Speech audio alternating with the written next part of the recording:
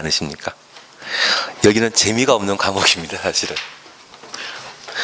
이야기거리도 별로 없고, 이야기하려고 하면 어떤 전문적인 게 또 가미돼야 될 상황이다 보니까 이야기할 스토리를 찾는 게 참 쉽지 않더라고요. 재미없어도 양해를 해주셔야 됩니다.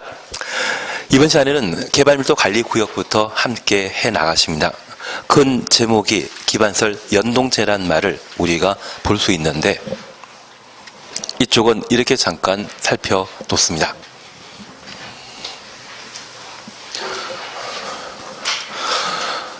건축물에 해당되는 공장이나 아파트가 많이 만들어지게 되면 그에 따라 인구도 늘어나게 됩니다. 저 인구가 늘어나게 되면 전기 수도라고 하는 기반 시설에 대한 수요도 함께 늘어나게 되는데, 저 기반설을 설치해야 되지 않겠습니까?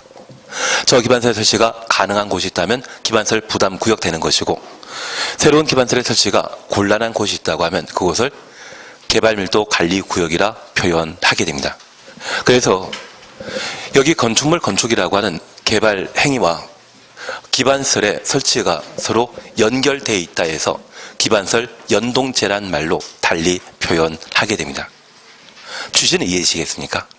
그러면 이러한 기반설 연동제에 따라 첫 번째 우리 보실 것이 개발밀도 관리구역입니다. 여기 개발밀도 관리구역은 과거 법이 새로 신설되었을 때 한번 출제되었고 이후에 나온 적 없거든요. 그래서 이 개발밀도 관리구역은 현재 대한민국에 지정된 장소가 없습니다. 그래서 시험거리가 못 된다, 그렇게만 파악해 놓습니다.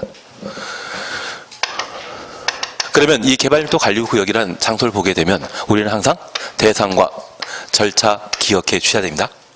그리고 저 개발밀도 관리구역이 지정되었을 때 어떤 일이 발생하게 되는지 그에 관한 내용을 함께 정리하시는 게 필요하십니다. 현재 개발밀도 관리구역은 주거지역과 상업지역, 공업지역으로 새로운 기반설의 설치가 곤란한 지역을 개발밀도 관리구역으로 지정될 수 있는데, 저 개발밀도 관리구역 지정하는 것은 도시군관리계획으로 지정한다, 개발행위 허가 파트에 해당되기 때문에 특광시군이 지정한다, 특광시군 허가권자가 지정하게 됩니다. 교재 잠깐 확인해 놓습니다. 209페이지 이 지정 찾으셨죠? 특별시장, 광역시장, 시장, 군수는 주거적, 상업적, 공업적, 주거적, 상업적, 공업적 가로 해놓습니다. 개발 행위로 기반설의 처리, 공급, 수용 능력이 부족할 것으로 예상되는 지역 중에 기반설의 설치가 곤란한 지역, 기반설의 설치가 곤란한 지역 가로 해놓습니다. 개발밀도 관리구역으로 지정할 수 있다. 확인되시겠습니까?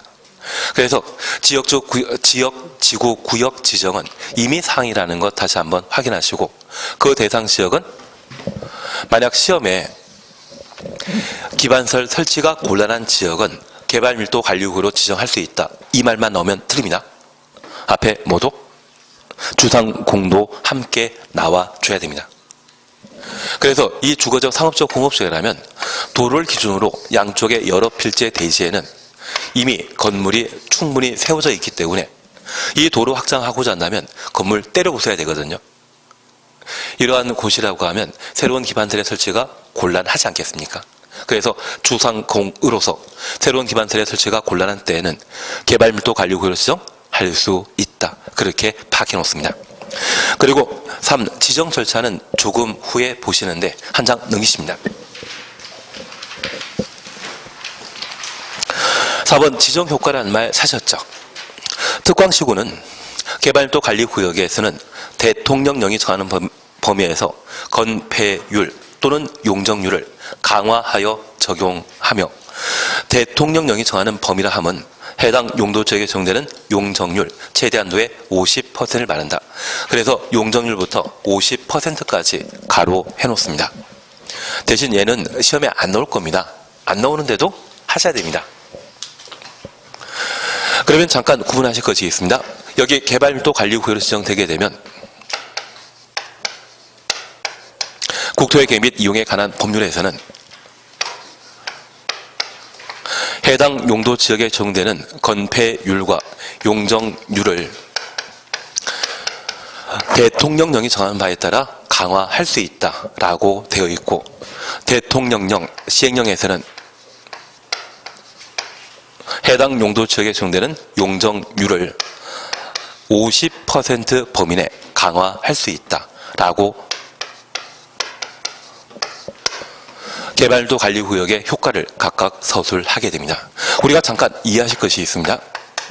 위임이라고 하는 것을 우리가 이해해 주셔야 되는데, 저 위임 규정과 관련되어 우리가 자제분에게 1,000원 주면서 그 1,000원 가지고 오뎅이나 호떡을 사 먹으라 하면 자제분은 오뎅을 1,000원어치 사 먹는 것은 잘 하는 것이죠.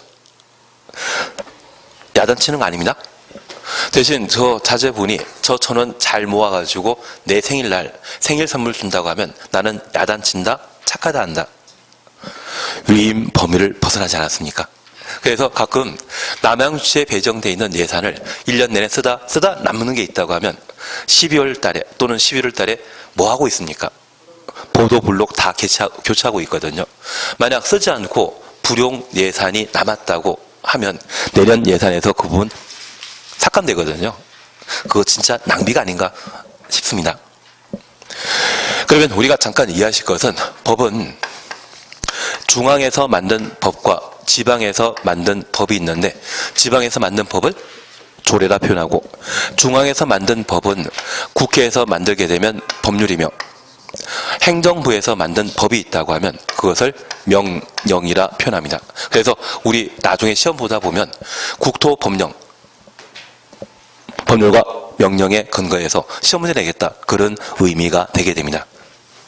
그러면 이 법률에서 개략적인 규제에 관한 사안들을 정해놓고 구체적인 규제에 관한 사항을 대통령령에 맡길 수 있거든요. 그게 위임에 해당되게 됩니다.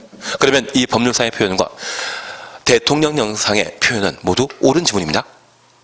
그래서 만약 시험에 개발밀도 관리구역으로 지정된 곳에는 해당 용도지역에 적용될 수 있는 건폐율과 용적률을 강화할 수 있다, 이 지문 맞죠? 그래서 개발밀도 관리구역에는 해당 용도지역에 적용되는 건폐율을 강화할 수 있다? 맞습니다. 대신 50%란 말이 나오게 되면 이것은 대통령령에서의 규정이죠. 그 50%란 말 보게 되면 앞엔 오직 뭐만 나야 된다? 용적률만. 그래서 만약 시험에 개발밀도 관리구역에서는 해당 용도지역에 적용되는 건폐율을 50% 강화할 수 있다, 이 말 나오면 드립니다. 숫자 없이 건폐율 강화한다는 것은 법률에 의한 설명으로서 옳은 지문이지만, 수치 50%를 말 나오게 되면 그 앞에는 항상 뭐 나와야 된다? 용적률만. 만약 건폐율을 50% 범위에서 강화한다, 이 말 나오면 틀린 지문입니다. 이해되시겠습니까? 그러면 이제 우리가 다시 이해해 주실 것이 있습니다. 저 개발밀도 관리구 제정되게 되면 그곳이 만약 준주거 지역이었을 때 건폐율은 5, 6, 7이라는 말 기억나시겠습니까? 처음 오신 분들은 몰라야 됩니다. 그러면 알면 제가 할 게 없으시지 않겠습니까? 그래서 5, 6, 7. 주거지역은 전일줄입니다. 전용 주거지역과 일반 주거지역, 준주거지역. 준주거지역의 건폐율은 얼마? 70. 그리고 용적률은 1, 3, 5입니다. 제1종 전용 주거지역은 100. 3종 일반 주거지역은 300. 그 사이에 50씩 높아진다라는 것 파악해 주시고, 준주거지역의 용적률은 500%인데 이곳이 개발밀도관리구역으로 지정되게 되면 건폐율에 대해서는 그냥 그대로, 용적률에 대해서는 저 500%에서 절반인 250%, 그래서 300이 될 수도 있죠. 400이 될 수도 있죠. 최대 강화되게 되면 얼마까지? 250%가 되게 됩니다. 그러면 종전에 10층짜리 건물 건축했는데 개발밀도 관리구역이 지정된 이후에는 5층짜리 건물이 건축되는 땅으로 바뀌게 되거든요. 그게 용적률 강화 효과입니다. 이런 개발밀도 관리구역을 지정할 때 지금 개발인 허가파트에 존재하기 때문에 허가권자인 특광시군이 개발밀도 관리구역을 지정할 수 있습니다. 저 개발밀도 관리구역 지정 시에 주민 의견 청취한다 안 한다? 그냥 한다도 나와야 되고 안 한다도 나와야 됩니다. 그래야만 제가 할 보람이 있지 않겠습니까? 만약 우리 동네가 개발밀도 관리구역으로 지정된다고 하면 나는 찬성한다. 아니 나는 우리 동네에 땅도 없고 집도 없고 그냥 잘 살고 있습니다. 그러면 남들이 10층짜리 건물 건축할 수 있을 때 5층짜리 건물 건축하게 되면 속 시원할 수도 있지 않겠습니까? 그런데 우리가 삶의 질을 유지하기 위해서는 우리 동네 영화관도 들어가야 되고 공연장도 들어가야 되고 가게도 들어가야 되는데 그런 건물 만들게 되었을 때 절반만 만들어지게 되면 옆 동네보다 건물 작은 것이 만들어지게 되거든요. 비록 우리 동네에 내가 땅은 가지고 있지 않지만 건물의 규모가 작아지게 되면 내가 이용할 수 있는 편의시설도 규모 작아지기 때문에 나는 불편하지 않겠습니까? 남이 잘 되는 걸 보면 기분 좋으신 이게 나도 같이 불편해지는 겁니다. 그래서 이 개발밀도 관리구역 지정하고자 한다면 해당 지역 주민 전원은 다들 반대하는 입장을 표명하게 됩니다. 그러면 주민 의견 청취할 필요 있다 없다? 없는 겁니다. 그리고 두 번째입니다. 여기 개발밀도 관리구역 지정하고자 할 때 도시계획원의 심의 거친다? 재산권 침해가 심해지지 않습니까? 이러한 중요한 정책을 남양시장이 뭘 한다고? 개발밀도 관리구역을 지정하겠습니까? 그래서 전문가 집단의 의견 고려해서 지정해야 되기 때문에 도시계획원의 심의 절차를 거치도록 되어 있습니다. 우리가 이 주민 의견 청취와 관련되어 모두를 외운다는 것은 불가능합니다. 저도 모른다는 생각해 주십시오. 그리고 저보다 더 많이 알아서는 안 되죠. 같이 알아야 되지 않겠습니까? 그래서 우리가 하나 이해하실 것은 특정한 공법상의 제도가 적용되게 되었을 때 찬반 의견이 양론될 수 있다고 하면 그때는 주민 의견 청취를 거치지만 어차피 뻔한 답변이 나오는 걸 뻔히 안다고 하면 그에 대해서는 주민 의견 청취할 필요 없는 겁니다. 그리고 두 번째입니다. 도시계획의 심의와 관련되어서는 우리가 두 가지를 기억해 주셔야 됩니다. 이 도시계획위원회 심의는 행정청이 하는 행위를 뭐라 한다? 행정행위, 행정처분이라 표현합니다. 저 행정처분이 우리 삶에 크게 영향 끼치는 것이 있다고 하면 그때는 전문가 집단의 검토 필요하지 않겠습니까? 그래서 재산권 행사에 큰 변화가 발생하게 되면 반드시 도시계획인의 심의 절차 거친다 생각해 주시고, 다만 우리 지금까지 공부하시면서 단계별 집행계획은 땅에 관한 계획이다, 돈에 관한 계획이다, 돈에 관한 계획입니다. 그 돈 문제에 대해서는 대학 교수님들은 잘 모르시거든요. 그런 부분에 대해서는 물어볼 필요 없는 겁니다. 이걸 천천히 계속 반복해 나가시면서 이걸 몸으로 느끼셔야만 잘 찍을 수 있습니다. 그래야 점수가 달라지지 않을까 싶은데 지금 너무 부담 가지지 말아 주십시오. 지금 이 제도가 심한 규제에 해당된다라는 것, 나한테 이익되는 게 전혀 없기 때문에 주민 의견 청취상 못 된다라는 것, 그리고 재산권 행사에 큰 영향을 끼치기 때문에 도시계획의 심의는 거친다. 그러한 것들이 바로 209페이지에 우리 보실 이야기가 되게 됩니다. 3번 지정 절차 사셨죠? 특광시군은 개발밀도 관리구역 지정하거나 변경을 하면 지방 도시계획의 심의 거쳐야 된다. 지방 도시계획의 심의에 대해서만 거론할 뿐 주민 의견 정치 있다 없다? 없다. 왜 없는지는 얘가 모든 사람들에게 불편 끼치는 제도이기 때문에 찬성할 사람 없거든요. 그리고 제3절 기반시설 부담구역 함께 보십니다. 여기에다가는 별표 3개 놓습니다. 어차피 우리 시험 문제 출제되게 되면 기반시설 부담구역에서 문제가 반드시 나옵니다. 그리고 이 개발행 허가 파트에서는 문제가 하나 더 나오거든요. 그 하나 더가 성장관리 방안의 시험에 나오는지, 또는 개발행 허가 대상, 특히 허가 없이 할 수 있는 부분에서 시험에 나올 것인지, 그러한 부분들이 관건일 뿐입니다. 다만 얘는 무조건 시험에 나온다는 것을 꼭 한번 확인해 주셔야 됩니다. 3절 기반시설 부담구역입니다. 그리고 2번 지정 차셨죠? 양갈 1번입니다. 특별시장, 광역시장, 시장, 군수는 다음 각호 하나에 해당되는 지역에 대해 기반설 부담구역으로 지정하여야 한다. 기반설 부담구역으로 지정하여야 한다. 지정하여야 한다. 추천없습니다. 다만 개발행위가 집중되어 개발행위 집중 가로 해놓습니다. 해당 지역의 계획적 관리를 필요하다 인정하면 다음 각 호에 해당되지 아니하는 경우라도 기반설 부담구역으로 지정할 수 있다. 지정할 수 있다. 가로 해놓습니다. 그러면 기반설 부담구역의 지정은 원칙이 필수이고 예외가 이미 사항이죠. 그리고 옆에 페이지 보시게 되면 1번, 2번 일단 건너뛰시고 3번에 동그라미 1번에 20% 이상 증가한 지역 20% 동그라미 놓습니다. 2번에 20% 이상 높은 지역 20% 동그라미 놓으시는데 이 말 보게 되면 기반설 부담구역 지정하여야 한다. 그리고 3번 지정 기준 찾으셨죠. 그리고 박스 속에 1번을 잠깐 확인해 놓습니다. 기반설 부담구역은 기반설이 적절하게 배치될 수 있는 경우로서 최소 10만 제곱미터 이상, 우리가 공법상 30만이라는 말을 계속 봐오셨지만 여기만큼은 얼마? 10만 제곱미터 이상 규모가 될 것. 그리고 3. 기반설 설치 계획입니다. 한 장 넘기십니다. 양가 3번에 기반설 부담구역에 설치가 필요한 기반시설, 그래서 기반설 부담구역에 어떤 기반설 배치할 것인지 배치할 수 있는 종류가 1번부터 8번까지 있는데 4번 찾으셨죠. 그리고 가로 속에 대학교는 제외한다. 대학교 제외 추천없습니다. 기반설 부담구역에는 기반설 부담구역 주민들이 사용할 기반설 설치해야 되는데 이 대학은 시험 봐서 들어가는 것으로 해당 지역 주민들이 이용할 수 있는 시설이 못 됩니다. 그래서 기반설 설치 계획에 설치할 기반 시설에는 대학교는 포함한다, 제외시킨다. 제외시킨다라는 것 확인해 놓습니다. 4번입니다. 지구 단위 계획 수립한 경우 지구 단위 계획 추천 없습니다. 기반설 설치 계획 수립한 것으로 본다. 기반설 설치 계획 줄쳐 놓습니다. 그리고 5번입니다.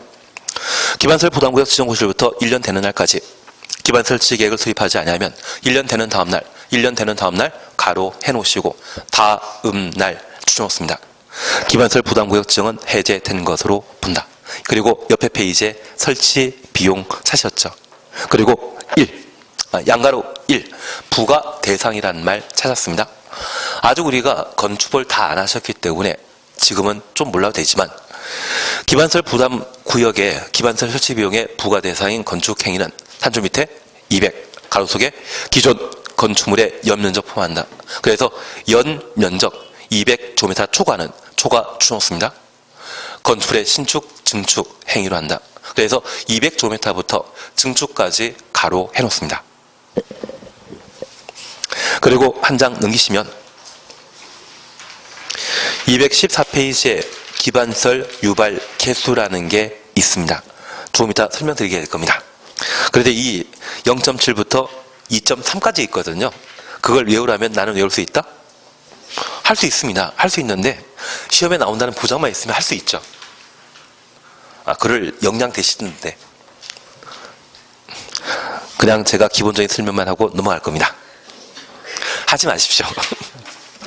한 장 넘기십시오. 4번 보게 되면 기반설 설치 비용의 부가 납부 찾으셨죠. 그리고 양가로 2번 동그라미 1번에 부가 시기라는 게 있습니다. 특광시구는 국가 지방자치단체로부터 건축 허가 받은 날부터 건축 허가부터 가로 열어놓습니다. 2개월 이내 가로 닫아놓습니다. 기반설 설치 비용을 부과하여야 한다. 그래서 건축 허가 받은 날부터 2개월 안에는 얼마 내라고 통지하도록 되어 있습니다.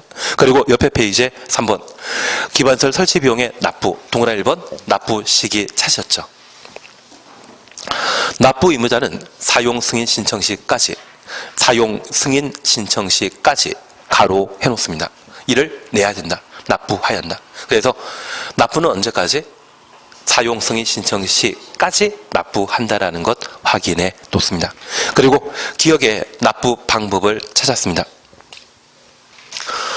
현금, 신용카드, 직불카드로 납부하도록 하되 부가 대상 토지 등과 비슷한 납부 인정할 수 있다. 가로 속에 물납 찾지 않으셨습니까? 물납 동그라미 놓습니다. 그리고 한 장 넘기시면 뭐 연기 분할납부 있는데 연기 분할납부는 제가 다시 설명드리게 될 겁니다. 그래서 올해도 시험에 나올 수 있는 것이 있다고 하면 바로 기반설 부담구역과 관련된 내용을 시험에 보게 됩니다. 그래서 첫 번째 우리 보실 것은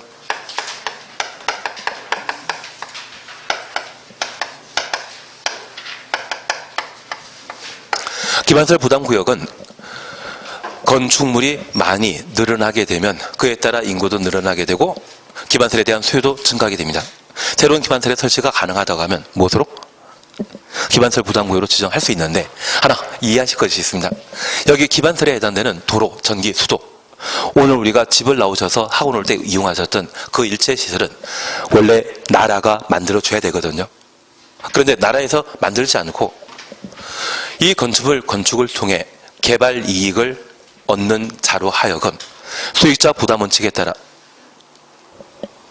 필요한 기반설을 설치하게 하는 제도가 기반설 부담 구역 제도가 되게 됩니다. 그런데 우리가 하나 이해하실 것이 있습니다. 여기 기반설 부담 구역과 관련되어 우리가 파악하실 것으로서 특별히 기반설 부담 구역의 지정 대상, 지정 기준으로 개발행위 허가 신청 건수가 20% 이상 늘어났다. 이 말을 우리가 볼 수 있습니다. 그리고 인구 증가율이 20% 이상 늘어났다. 이런 말을 각각 볼 수 있는데 만약 건물 건축이 20% 이상 증가한 곳이라고 하면 얘는 정상적인 도시이다, 비정상적인 도시이다.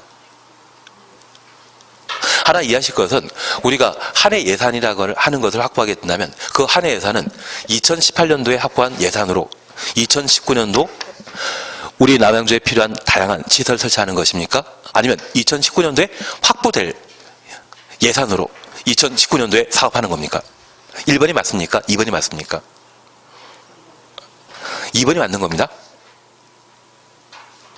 2019년도에 확보될 예산으로 2019년도에 사업하는 것이지 작년에 벌어놓은 돈으로 2019년도에 만드는 게 아닙니다. 그러면 우리가 잠깐 이해하실 것은 통상 도시의 성장 발전과 관련되어 20% 이상 성장한 도시는 있다 없다? 없습니다. 갑자기 반도체 공장이라도 하나 만들어지게 되면 한 10년 전쯤에 삼성전자가 평택에 반도체 공장 만들었을 때 평택 인구가 15만이 채 안 됐거든요. 그런데 그 평택 인구가 10년 사이에 지금 45만, 50만 돌파할 준비 단계입니다. 그러면 그 10년 사이에 평택 같은 경우는 우리 생각나는 게 과수원 참 많다는 생각 들지 않았습니까? 배나무밭도 있고 그리고 평택에서 한 30년 전에는 농사 지을 만한 땅이 있었다 없었다? 없었습니다.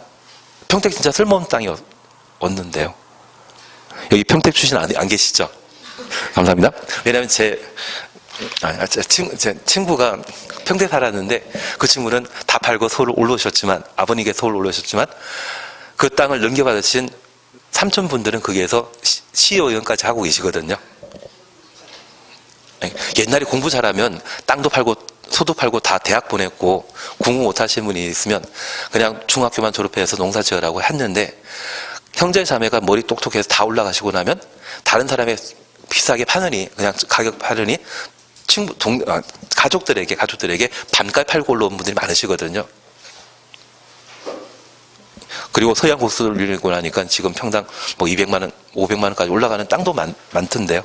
그게 10,000평, 20,000평 있으면. 예, 넘어가도록 하겠습니다. 그러면 우리가 잠깐 이해하실 것은 정상적인 도시에는 20% 이상 개발하는 것 있다 없다? 없습니다. 그런데 갑자기 이렇게 개발 행위가 집중되게 된다고 하면 시에서 미리 예측하고 있는 예산으로 이들을 위한 기반설 설치하기가 불가능하지 않겠습니까? 그러면 이런 개발 행위가 집중되어 개발 이익을 챙기는 자, 그런 자에게 수익자 부담 원칙에 따라 너 돈 벌었으니까 돈 번 것 중에 일부는 기반 설치하는데 사용해라. 그러한 의미에서 기반설 부담구역 제도가 나타나게 됩니다. 그러면 이 기반설 부담구역과 관련되어 앞으로 우리 세종시라고 하는 도시 들어본 적 있지 않으십니까? 한 번은 가보실 거죠. 그 세종시가 대표적인 기반설 부담구역입니다. 그래서 세종시에는 도시개발 사업 이후에 그 도시개발 사업한 곳에 개인이 건물을 세워주고자 한다면 일정 규모 초과했을 때는 기반시설 설치 비용을 반드시 납부하고 그 돈 가지고 기반 시설을 설치하도록 되어 있거든요. 시의 부담이 좀 줄어들지 않겠습니까? 그러면 개발밀도 관리구역은 현재 시행하는 장소가 없는데 기반시설 부담구역은 시행하는 장소가 있거든요. 제 개인적인 생각에는 왕숙지구에 대한 개발 사업도 기반시설 부담구역 지정해서 개발하지 않을까 싶습니다. 그러면 저 기반시설 부담구역의 취지 조금이라도 이해되셨다고 하면 저 기반시설 부담구역의 지정 대상은 반드시 지정해야 되는 것과 지정할 수 있는 경우가 있습니다. 특별히 반드시 지정하는 것은 20% 이상이란 말 보게 되면 기반시설 부담구역 지정하여야 한다. 반면 개발 행위가 집중되는 지역은 20%가 아니라 5%, 10%, 15%를 할지라도 기반시설 부담구역 지정할 수 있다. 만약 20% 이상이란 말 쓰게 되면 기반시설 부담구역으로 반드시 지정해야 되고 20%에 못 비치는데 개발 행위가 집중되고 있다면 지정할 수 있는 겁니다. 그래서 첫 번째 잡아주시는 게 기반시설 부담구역의 필수적 지정 대상과 임의적 지정 대상을 잡아내시는 게 필요합니다. 그래서 교재 찾으셨죠? 211페이지입니다. 211페이지에 이번 지정과 관련된 박스입니다. 1번, 이 법 또는 다른 법령의 제정 개정으로 행위 제한이 완화되거나 해제되는 지역. 그래서 행위 제한이 완화되면, 풀리면 건물 건축한다? 내버려 둔다. 건물 건축하지 않겠습니까?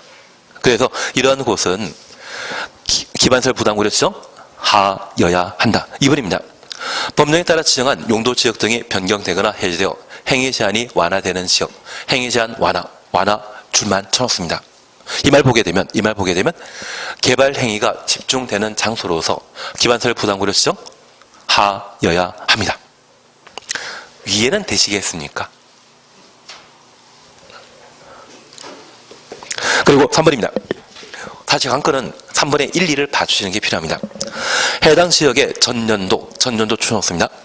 개발행 허가 건수가 전전년도 추놓습니다. 개발행 허가 건수보다 20% 이상 증가한 지역.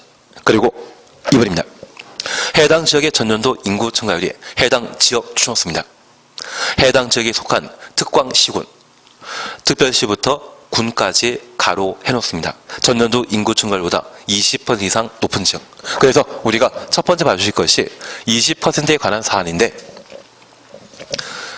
2017년도에 우리 남양주 호평동의 개발행위 허가 건수, 건물 건축하겠다고 개발행위 허가 신청한 건수가 딱 100건이었는데 2018년도에 호평동의 개발행위 허가 건수가 120건, 130건, 150건이었다고 하면 전전년도와 비교했을 때 전년도의 개발행위 허가 건수는 20% 이상 늘어난 것이죠.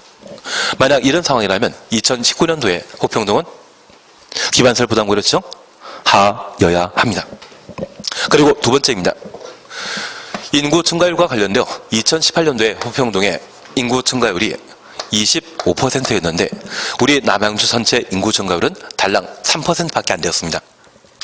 만약 호평동의 인구 증가율이 23%, 24%, 5%라고 하면 호평동에 속해 있는 특광시군 전체 인구 증가율은 3%였지만 호평동만큼은 23%였다고 하면 그 차이가 20% 이상 되는 것이죠.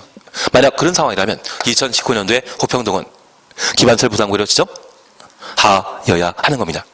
그래서 개발행 허가 건수는 전전년도와 전년도를 비교하게 되었을 때 그 차이가 20% 이상이라면 기반시설 부담구역 지정하여야 하고 인구 증가율이라면 2018년도에 인구 증가율이 남양 전체 인구 증가율과 호평동의 인구 증가율을 비교하게 되었을 때 그 차이가 20% 이상 벌어지게 되면 기반시설 부담구역 지정하여야 한다. 취지는 이해하시겠습니까? 제 생각에는 다산동이 그럴 것 같은데요. 다산동 지금 대충 개발사업 마치지 않았습니까? 그리고 저 다산동 쪽에는 법원과 검찰청 들어온다더라고요. 그리고 그 주변에 상가 지을 용지는 그 상가 있다면 뭐 만들겠습니까? 변호사 사무실 위주로 만들겠죠. 그리고 그런 거 법 좋다고 만들 생각 안 하지. 역시 우리는 돈에 대해서는 최윤 장군님을 조상으로 두셨다고 하면 돈 버는 거 별로 관심 없으시겠지만 그 법조타운 만들으시는 게 뻔합니다. 그리고 그 법조타운이 운영되게 되면 주변에는 또 뭐가 많이 들어가요. 외제차 파는 장소도 있을 거고. 예, 그거 나중에 컨설팅 할 때 다시 한번 생각해 주시고. 대신 그렇게 인구 늘어나는 곳이 있다고 하면 그것은 아마 그 다음에는 기반설 부담고려정 하여야 한다. 그럴 상황이 되는 것이 다산입니다. 왕속지구에 대한 개발 사업이 다 끝났을 때도 아마 급격하게 인구 증가율이 높아지는 곳이 왕속이 될 거거든요. 그 다음에는 기반설 부담고려정 하여야 한다. 그런데 여기 이 10%를 못 미치지만 그래도 개발 사업이 많이 집중된다 판단하면 15%만 되더라도 지정할 수 있다입니다. 그래서 우리 본문 표현 속에 20%란 말 보게 되면 반드시 기반설 부담고려정 하여야 한다. 20% 안 되지만 개발행위 집중되었다. 이 말 보면 지정할 수 있다. 그렇게 각각 구분하십니다. 취지는 조금 이해하시겠습니까? 요거 이해하시는 게 필요했습니다. 그리고 두 번째입니다. 이러한 기반설 부담구역을 지정하게 되면 우리의 공법의 학습 방법은 항상 대상과 절차입니다. 저 기반설 부담구역은 우리가 알고 있는 용도구역이다 아니다. 개, 시, 수, 도와 기반설 부담구역은 연결된다, 연결 안 된다. 개, 시, 수도는 도시군 관리계획으로 결정하는 사항이고 지금 우리 보는 것은 개발행 허가 파트이죠. 개발밀도 관리구역이건 기반설 부담구역이건 얘는 도시군 관리계획의 결정 대상 아닙니다. 그런데 우리가 수업시간 중에 개, 시, 수, 도라고 항상 공부하다 보니 출제하는 분들은 개는 공부하고 있는데 뒤가 개발 밀도 관리 구역인지 개발 제한 구역인지 모를 거다 해서 도시군 관리 계획의 결정 사항으로 자주 틀린 지문으로 예를 넣던데요. 다음 중 도시군 관리 계획 결정 대상 아닌 것. 우리 29회까지 기출문제 중에 딱 2번 개발 밀도 관리 구역이 도시군 관리 계획의 결정 사항으로 틀리게 기출문제 다뤄진 적이 있습니다. 한마디로 둘은 도시군 관리 계획으로 지정한다 안 한다? 안 합니다. 얘는 개발행위 허가 파트에 관계된 사항이라는 것 확인해 놓습니다. 예. 하등 계속 하도록 하겠습니다. 나중에 우리가 기출문제를 보게 된다면 기출문제에는 올해 시험 문제 뭐 나올 것인가 그것 예측하기에 기출문제 공부하는데 그 예측은 제가 하는 게 제일 나을 것 같고요. 대신 우리가 기출문제 봐나가시게 되었을 때 해야 되는 것은 틀리게 만드는 패턴을 보셔야 됩니다.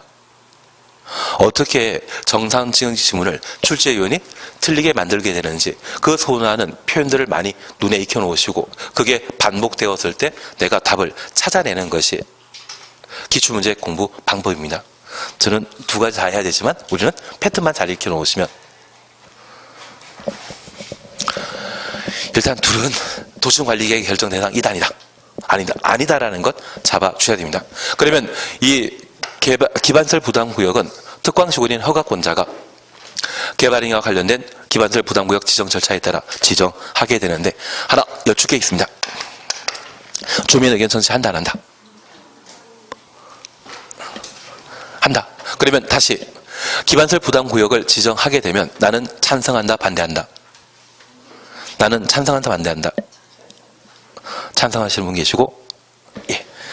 그냥 이렇게 잠깐 이해해 주십시오. 만약 호평동이 기반설 부담구역으로 지정되게 되면 이 호평동 안에 필요한 기반설에 대해서는 수익자 부담원칙에 따라 해당 지역 주민들이 내게 됩니다. 그런데 우리가 하나 이해하실 것은 이 호평동에 현재 5만 명 정도가 잘 거주하고 충분한 기반설을 함께 사용하고 있는데 이곳에 5만 명이 새로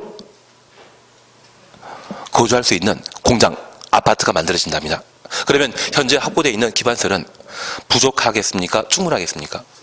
부족할 수밖에 없습니다.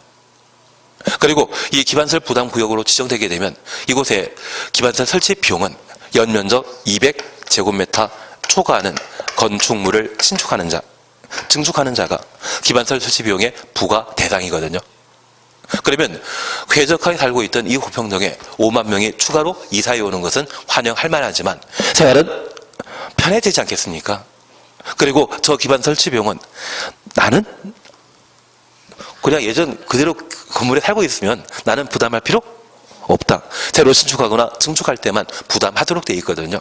그러면 현재 삶의 질을 유지하기 위해서는 우리 동네를 기반설 부담구로 지정하는데 찬성하는 분도 계실 것이고, 그런데 나는 이제 막 땅을 사놨는데 여기에 500제곱미터 건물 만들고자 합니다. 그러면 그분은 한 1년 뒤에 하자 또는 2년 뒤에 하자 그런 차원에서 반대할 수 있지 않겠습니까? 그래서 이 기반설 부담구역 지정은 개발밀도관리구역과 달리 주민 의견 청취하도록 되어 있는 겁니다. 개발밀도관리구역에는 주민 의견 청취한다 안 한다? 왜 안 하는지 이해되셨습니까? 왜 안 하는지 이해되셨다고 하면, 만약 시험에 개발밀도관리구역 또는 기반설 부담구역을 지정하고자 하면 특광시고는 주민 의견 들어야 된다. 개발밀도관리구역에는 주민 의견 청취하는 것 아닙니다. 도시계획위원회 심의 거쳐야 된다. 땅과 관련된 사안이기 때문에 당연히 해야 됩니다. 그 통밥을 잘 찍어주시는 게 공법 점수가 달라질 수 있는 방법입니다. 못하겠다 하지 마시고 이게 어떤 의미를 가지는지를 파악하시면, 이게 누적되시면 점점 실력 높아지거든요. 그러면 잘 찍을 수 있습니다. 그리고 이런 방법으로 기반설 부담구역 지정되게 되면 저 기반설 부담구역에는 1년 내 기반설 설치 계획을 수립하여야 하고, 저 기반설 부담구역에 1년 내 설치 계획을 수립하지 않다면 1년 되는 다음날 해제된 걸 본다. 효력 상실합니다. 그런데 우리가 예를 하나 더 봐줘야 됩니다.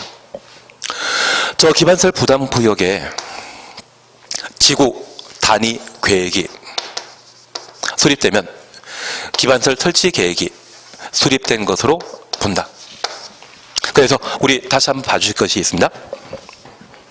기반설 부담구역 지정과 관련된 지정 기준 10만이라는 것 계속 봐놓으셔야 됩니다. 공법에서는 10,000명 생각에서 30만이 반복되었는데 저 기반설 부담구역은 최소 얼마? 10만 제곱미터라는 말 봐주시고, 3번 기반설 설치계획 사셨죠? 한 장 넘기시면 대학교는 기반설 설치계획에 포함될 내용 아니다. 그리고 4번, 5번 사셨죠?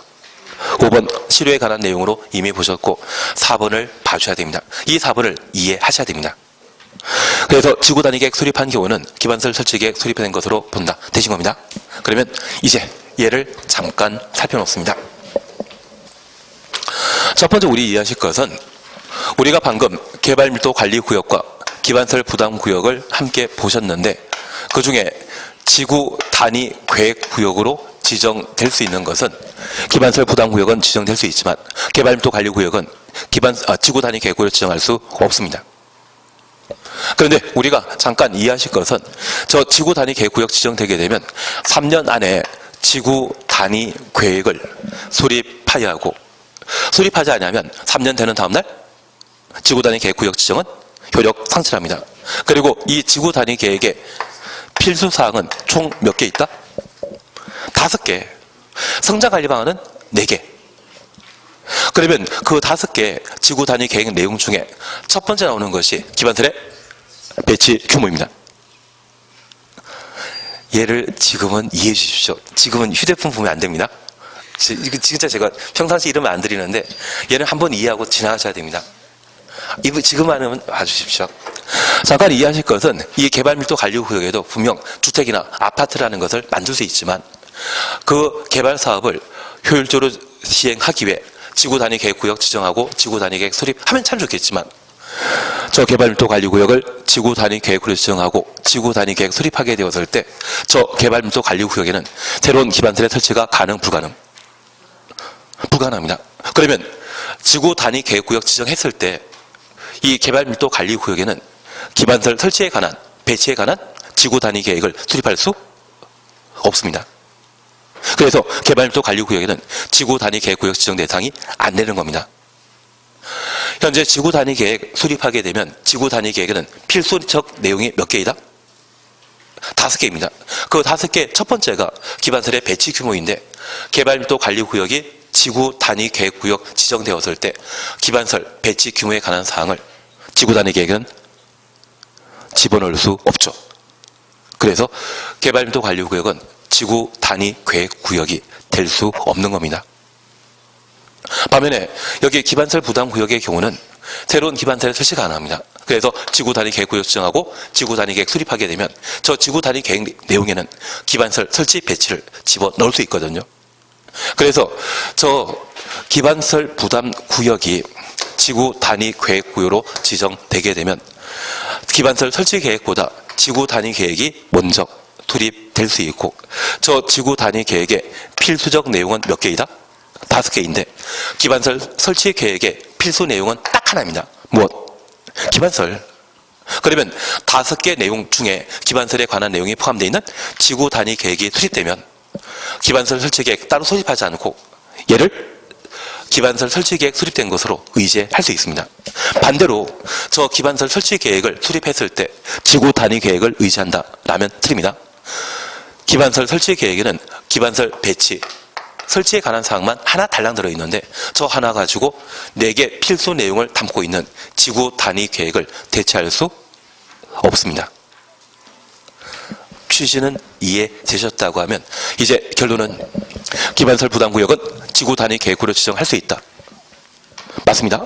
개발밀도 관리구역은 지구 단위 계획구역으로 지정할 수 있다? 없습니다. 그것 잡아내시는 게 필요하고, 그게 바탕되셨다고 하면 방금 보셨던 지구 단위 계획이 수립되면 기반설 설치 계획 수립한 것으로 본다. 얘가 제대로 이해할 수 있을 겁니다. 그리고 이제 마지막으로 우리 봐줄 것이 있습니다. 그러면 이 기반설 부담 구역에는 기반설 설치 계획을 수립해야 됩니다. 그러면 이 기반설 설치 계획은 기반설 부담 구역에 기반설 설치 계획 수립하는 것이 특징이죠. 그리고 이 기반설 설치 계획의 수립 절차는 누가 수립하겠습니까? 허가권자가. 이제 얘를 하나 이해해 주셔야 됩니다. 우리 공법에 행정청이 수립하는 각종 행정계획에는 주민 의견 청취하는 것이 대부분입니다. 그런데 딱 3개 행정계획에는 주민 의견 청취를 하지 않습니다. 첫 번째가 단계별 집행계획, 두 번째가 기반설 설치계획, 세 번째가 개발법의 실시계획. 이 3가지는 주민 의견 청취를 하지 않습니다. 하나 이해하실 것은 저 기반설 부담구역 지정하는데 뭐한다? 주민 의견 청취하고 1년 안에 뭘 수립한다? 설치계획 수립하도록 되어 있습니다. 그러면 저 기반설 설치계획 수립할 때 최대 1년 안에 주민 의견 청취했거든요. 한 달 전에 할 수도 있고 6개월 전에 할 수 있습니다. 최대 언제? 1년 안에는 했습니다. 1년 사이에 주민의 마음이 바뀐다? 안 바뀝니다. 우리가 이번 대통령 뽑았을 때도 취임하시고 1년 사이에는 지지율이 70% 밑으로 떨어진 적이 없는 것 같은데요. 그런 것 기억나신다고 하면 사람의 마음은 1년 동안은 쉽게 바뀐다, 안 바뀐다? 안 바뀌기 때문에 기반설 부담구역 지정하고 1년에 수립하는 기반설 설치계획 수립 시에는 주민 의견 청취 한다, 안 한다? 안 하는 겁니다. 그것만 참아놓으십니다. 그리고 이 기반설 설치계획에 포함될 내용으로 대학교는 있다, 없다? 없다. 이 대학교는 시험 봐서 들어가는 것이지 대학교를 기반설 부담구역에 설치한다 할지라도 해당 지역 주민들이 입학하는 건 아니지 않습니까?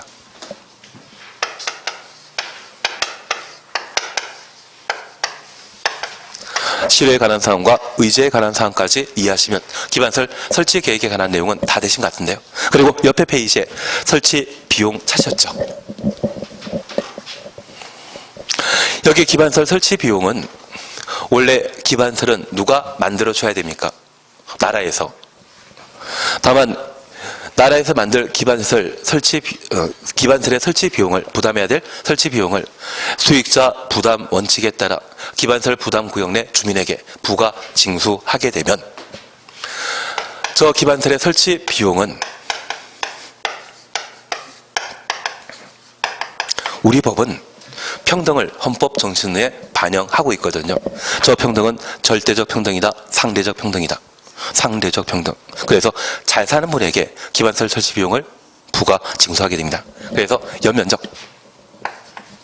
200제곱미터 초과하는 건축물을 나대지에 새로 신축하거나 종전보다 크게 만든 분이 있다고 하면 기반설 설치 비용의 부과 대상인데, 여기 연면적 200제곱미터는 대충 60평이거든요. 그래서 70평, 100평짜리 건물 건축하게 되면 설치 비용의 부과 대상이면 60평 이하 건물 건축하는 분은 돈 낸다 안 낸다?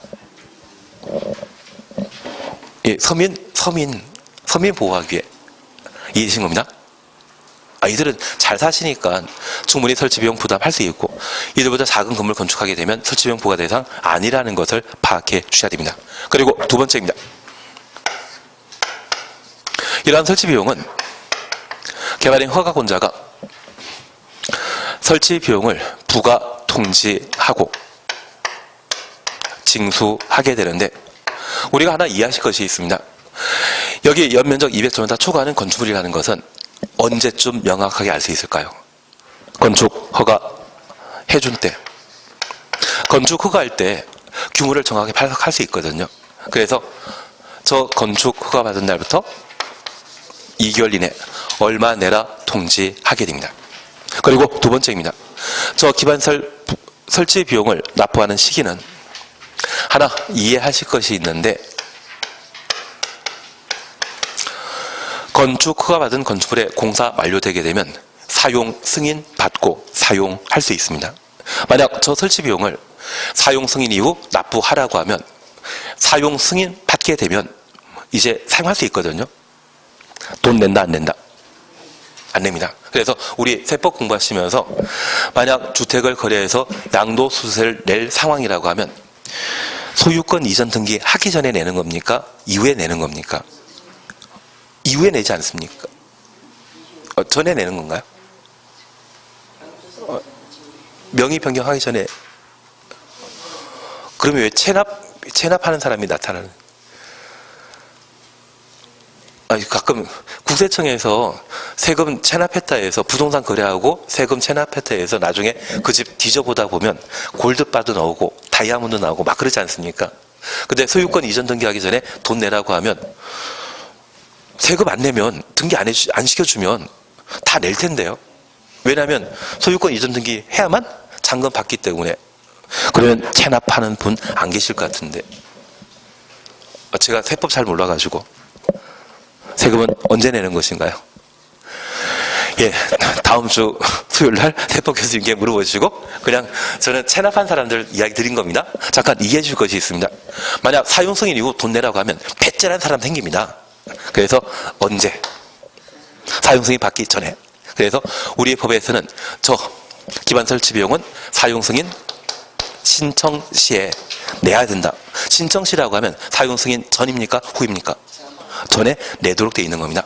그래서 우리가 이해하실 것은 정확하게 건물의 규모가 200제곱미터 초과하는지 확인하고자 허가 받은 이후에 돈 내라 통지하는 것이고요. 돈 내는 시기는 사용 승인 전에 해야 됩니다. 그걸 표현하는 것이 건축 허가 받은 날부터 몇 개월? 이 개념 먼저 이해하셔야만 2개월이나 신청시나 이걸 해 나가시는 거지. 그냥 무대볼에 오시면 다음에 저거하고 비슷한 게 나오면 이게 여기에서 공부했던 건지 저기에서 공부했던 건지 헷갈리십니다. 이제 헷갈리지 않도록 통지는 허가 받은 이후에 통지하는 겁니다. 돈 내는 것은 사용 승인 받기 전에 하는 겁니다. 그게 되셨다고 하면 납부 통지는 건축 허가 받은 후 2개월 이내, 납부 시기는 사용 승인 신청 시에. 그리고 납부 방법입니다. 우리 공법에서는 99%가 현금 납부 원칙으로 하고, 현금 납부 곤란하다고 하면 보험회사로부터 보증서 발급받아 내도록 되어 있거든요. 딱 하나만 아닌 게 있습니다. 바로 여기입니다. 현금 납부하는 것을 원칙으로 하는데, 현금 납부하기 곤란하면 뭐 할 수 있다? 물납할 수 있다. 저 물납을 허용하는 것은 세법의 유일한 특징이거든요. 이 기반설 설치 비용은 세금 징수하는 것과 비슷하다 해서 공법상 유일하게 허용하는 것이 물납입니다. 되신 겁니다. 일반적인 공법에 돈 내는 방법은 현금 납부하는 것이 원칙이고, 예외적으로 뭐 한다? 보증서 내는 게 원칙입니다. 그래서 이행보증금도 돈 내야 되는데 돈 없다고 하면 보증서 끊어서 내도록 되어 있거든요. 다만 물납을 유일하게 인정하는 공법 내용은 어디? 기반설? 설치 비용 납부 방법은 물납 허용하게 됩니다. 그래, 이런 이상한 이야기들이 많이 나오다 보니까 얘가 계속 시험에 나오는 겁니다. 원칙이 나온다면 시험에 안 내더라고요. 한다, 응시입니다. 214페이지에는 기반설 유발 개수 찾으셨죠? 나는 외운다, 제낀다. 제끼는 게 좋습니다. 대신 1번, 2번 묶어놓고 3번, 4번 묶어놓으십니다. 그런데 우리 1번 단독택은 기반설 유발 개수가 0.7, 공동택도 0.7입니다. 그런데 우리 기반설 유발 개수는 단독주택은 건물의 크기가 크다, 작다. 작고, 공동택은 주택으로 사용한 층수가 5개층 이상인 아파트가 포함되거든요. 건물 큰 게 있습니다. 그런데 이 유발 개수는 같습니다. 큰 건물이건 작은 건물이건 갑자기 단독택과 공택은 유발 개수가 다르다, 같다. 같은데 이 유발 개수는 1인당 전기, 수도, 도로, 주차장 1인당 사용량을 말하는 겁니다.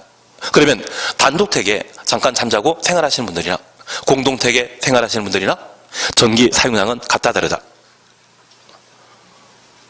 여기는 에어컨이 3대 있던데 그런 말 하시면 서로 마음 상하십니다. 1인당 생활하는 데 필요한 전기, 수도 등의 기반시설 사용량은 같은 겁니다.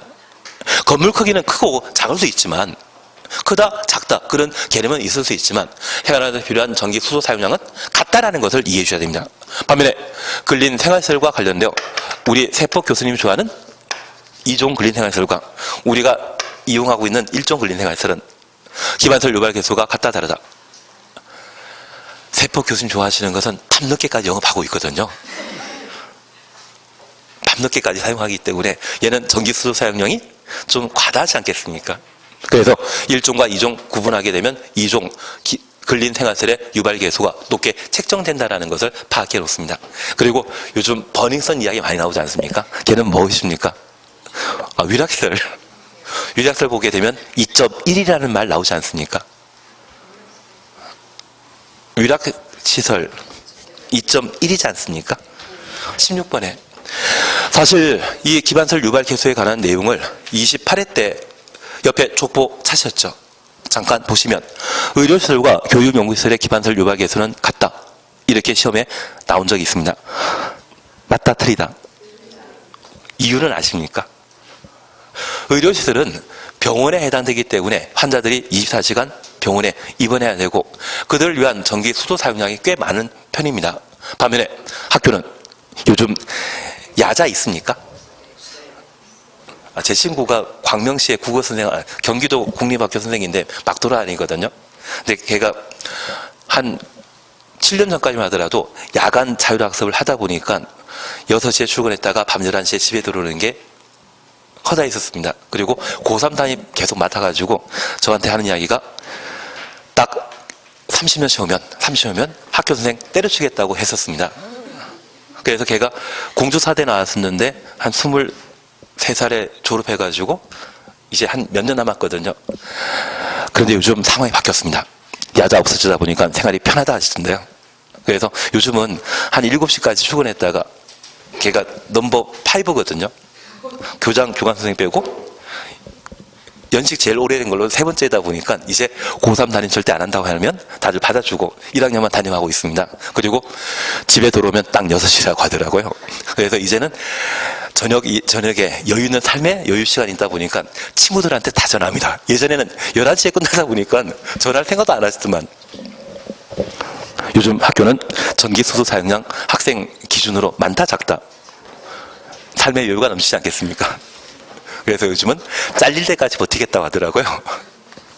예, 그래서 우리가 이해하실 것은 전기, 수도 사용량의 1인당 사용량이 많은 것이 있다고 하면 유발개수 높게 측정되고 낮은 것이 있다고 하면 낮게 책정된다는 것을 이해하신다면 우리가 방금 보셨던 이 기반시설 설치 비용은 건축물의 규모 200제곱미터 초과하면 500이건 602건 크게 만들게 된다고 하면 그 규모에 관한 기준과 유발 개수를 기준으로 한다면 저 유발 개수는 건물의 용도이죠.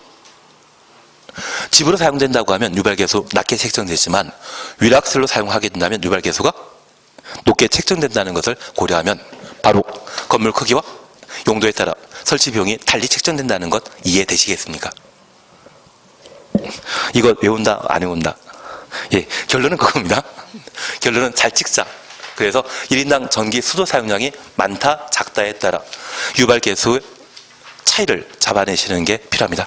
옆에 부담 계획은 이런 하는 거 아닙니다. 그리고 한 장 넘기시니 부가 납부 이미 보신 게 있습니다. 양가로 이번에 동그라미 1번 납부 통지는 언제까지 한다? 건축 허가 받은 날부터 몇 개월? 2개월. 돈은 언제까지 낸다? 사용승인 신청 시. 사용승인 신청 시라는 말 보게 되면 얘는 사용승인 전이라는 것을 잡아내시는 게 필요하십니다. 그러면 이렇게 하시면 이제 쉬었다가 건축법 들어가시면 되거든요. 쉬었다 하십니다.